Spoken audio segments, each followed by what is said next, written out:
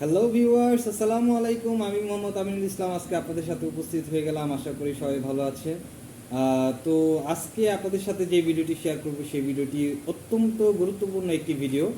তো আমরা যখন গাড়ির ইঞ্জিন ওভারহোলিং করি, তো ওভারহোলিং করার সময় আমাদের যদি পিস্টন রিং চেঞ্জ করতে হয়, তাহলে আমাদের যে জিনিসটা খুব গুরুত্বতার সাথে আমাদের দেখতে হয় এবং খেয়াল রাখতে হয় ইঞ্জিন ওভারহোলিং করার সময়, সেই জিনিসটা হচ্ছে ইঞ্জিনের পিস্টন রিং। তো পিস্টন রিং সম্বন্ধে আজকে আপনাদেরকে আমি কিছু কথা শেয়ার করব এবং একটি পিস্টনে কীভাবে পিস্টন রিং লাগাইতে হয় সেই জিনিসটা আপনাদেরকে আমি শেয়ার করব। তো না টেনে সম্পূর্ণ ভিডিওটি সবাই দেখবেন আশা করি। তো আমার হাতে দেখতে পাচ্ছেন পিস্টন রিং, হচ্ছে পিস্টন রিং আর হচ্ছে পিস্টন। তো আমি একটি পিস্টনে কিভাবে পিস্টন রিং ইনস্টল করতে হয় সেই জিনিসটা আজকে আপনাদেরকে আমি দেখাবো। তো সর্বপ্রথম আমাদের যেটা জানতে হবে সেটা হচ্ছে আসলে পিস্টন রিংটা কী কাজ, পিস্টন রিংটা কেন ব্যবহার করা হয়। পিস্টন রিংটা এই কারণেই ব্যবহার করা হয় ইঞ্জিনের কম্প্রেশনটা তৈরি করার জন্য। ইঞ্জিন সিলিন্ডারের পিস্টনের সাথে পিস্টন রিংটা ব্যবহার করা হয় এবং ইঞ্জিন সিলিন্ডারে যাতে ওয়েল চলে না আসে সেই জন্য ওয়েল স্ক্যাপার রিং ব্যবহার করা হয়। তো এই ওয়েল স্ক্যাপার রিং এবং পিস্টন রিং দুইটাই পিস্টন রিংয়ের মধ্যে থাকবে। কম্প্রেশন রিং এবং ওয়েল স্ক্যাপার রিং দুইটাই পিস্টন রিংয়ের মিলে হচ্ছে সেট থাকে। তো সর্বপ্রথম যেই রিংটি আমাদের জানা দরকার সেটা হচ্ছে কম্প্রেশন রিং। দেখতে পাচ্ছেন এই রিংটা হচ্ছে কম্প্রেশন রিং। এটা হচ্ছে পিস্টনের ফার্স্ট রিং বলা হয় এটাকে, এই রিংটা। দেন যেটা থাকে সেটা হচ্ছে কম্প্রেশন সেকেন্ড রিং। দেখতে পাচ্ছেন এটা। তো দুইটার কালারের ডিফারেন্স আছে। দেন যেটা থাকে সেটা হচ্ছে well scraper ring. Well scraper ring দেখতে পাচ্ছেন এইটি, এবং ওয়েল স্ক্যাপার রিংয়ের সাথে এই দুইটা রিং থাকে।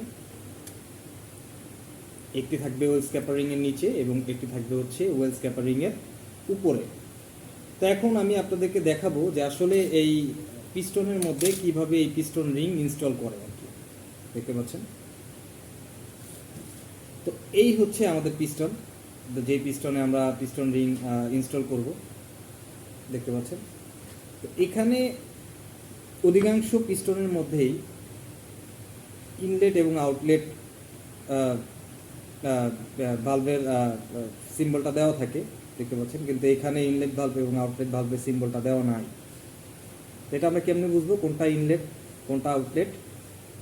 তো এটা হচ্ছে ইনলেট বা ইনটেক ভালভের সাইড, এই সাইডটা। আর এই পাশের সাইডটা হচ্ছে এক্সিট ভালভের সাইড। দেখতে পাচ্ছেন তো এটা বোঝার সবচেয়ে ভালো বুদ্ধি হচ্ছে যে স্বাভাবিকভাবেই যদি চারটা ভালভ থাকে তো চারটা ভালভের মধ্যে ইনলেট ভালভগুলো হবে বড় বড় হবে। ইনলেট ভালভটা সাধারণত বড় হয় এবং এক্সিট ভালভটা সাধারণত ছোট হয়। তো এই থেকে আমরা বুঝতে পারবো যে এই সাইডটা হচ্ছে ইনলেট বা ইনটেক আর এই সাইডটা হচ্ছে এক্সজস্ট। তো এখন আমাদেরকে যেটা করতে হবে যে এই পিস্টন ওয়েল স্ক্যাপার রিংটা যেভাবে লাগাইতে হবে, দেখতে পাচ্ছেন এই স্ক্যাপার রিং।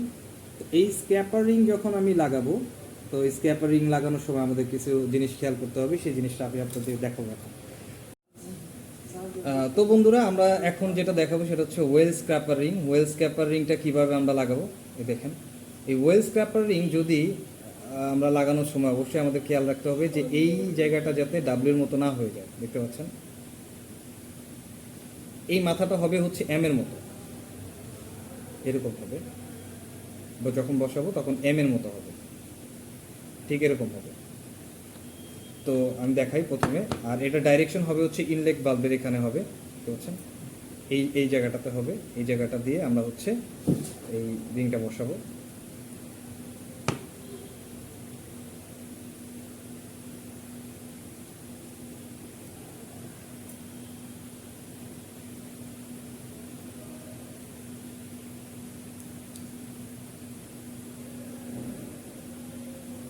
দেখতে পাচ্ছেন তো যখন এটা বসাবো তখন এটা যেন এম এর মতো হয়।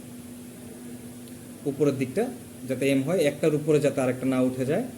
দেন যেটা লাগাইতে হবে সেটা হচ্ছে আমাদের এই ওয়েল রিংয়ের যে সাথে যে রিংটা থাকে সেই রিংটা বসাতে হবে। সেটা রিংটা বসাতে হবে ঠিক দুই পাশে বসাতে হবে, দেখতে পাচ্ছেন, একটা হচ্ছে ইনলেটে বসাতে হবে, একটা হচ্ছে এক্সজস্টে বসাতে হবে, ঠিক অপোজিট ডাইরেকশন। যেই পাশটাতে আমরা হচ্ছে ইয়াটা রাখছি, ওয়েল স্ক্র্যাপার রিংটা রাখছি, ঠিক তার অপোজিট সাইডে একটা লাগাইতে হবে এখানে, আর একটা রাখতে হবে এখানে। সেটা লাগাচ্ছি আমরা, দেখেন।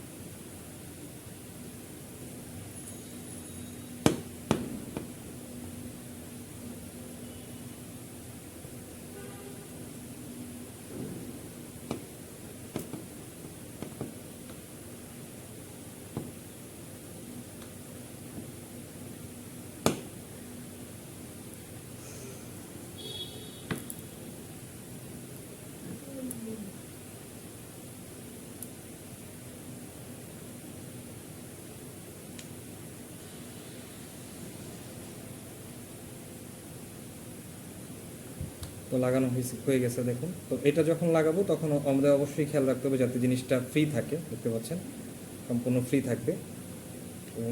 পরেরটা লাগাই দিই এখন।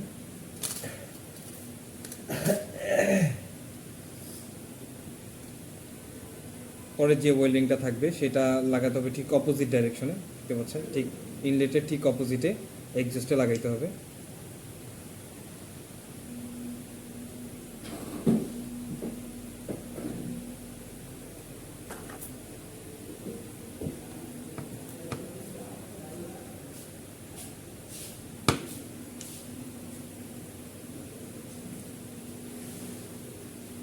তো হয়ে গেল, আমাদের ওয়েল্ডিং বসানো হয়ে গেছে।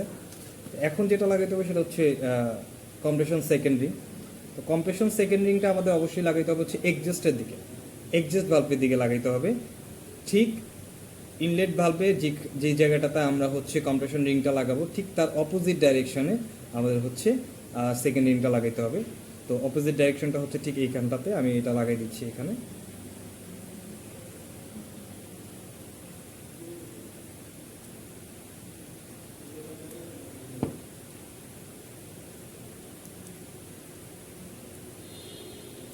লাগিয়ে দিয়েছি। এখন যেটা লাগাইতে হবে সর্বশেষ সেটা হচ্ছে আমাদের কম্প্রেশন রিংটা, ফার্স্ট রিংটা লাগাইতে হবে হচ্ছে ইনলেট সাইডটাতে, ইনলেট ভালভের সাইডটাতে, দেখতে পাচ্ছেন ইনলেট ভালভ ঠিক অপোজিট ডাইরেকশনে লাগাইতে হবে। সেকেন্ড রিংয়ের ঠিক অপোজিট ডাইরেকশনে হচ্ছে আমাদের ইনলেট ভালভ রিংটা লাগাইতে হবে।